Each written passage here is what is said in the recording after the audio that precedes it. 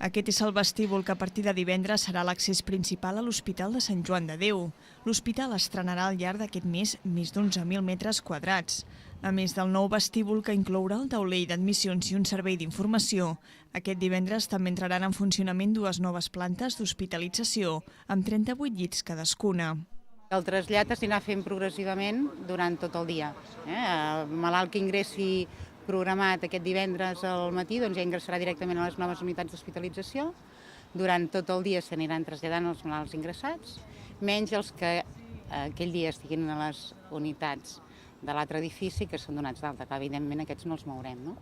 A més del vestíbul i les plantes d'hospitalització, al llarg d'aquest mes també és previst que entri en funcionament a la planta -4, la sala d'actes amb capacitat per a 200 persones i accés directe des del carrer, el nou punt de documentació i informació clínica i l'àrea de qualitat i docència. Amb els nous espais, tant els usuaris com els treballadors guanyen en confortabilitat i qualitat.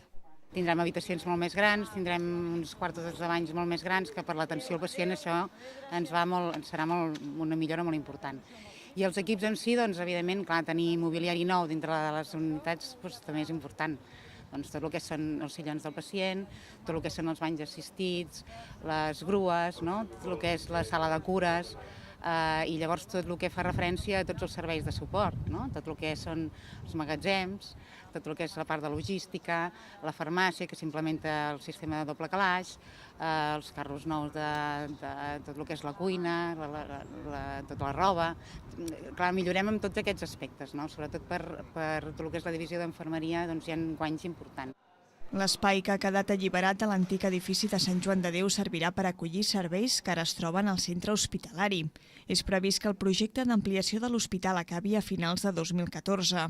Llavors, l'hospital comptarà amb 60.000 metres quadrats, 40.000 dels quals seran de nova construcció. Un hospital que s'està fent realitat gràcies a la subvenció de 60 milions d'euros que ha aportat la Generalitat de Catalunya.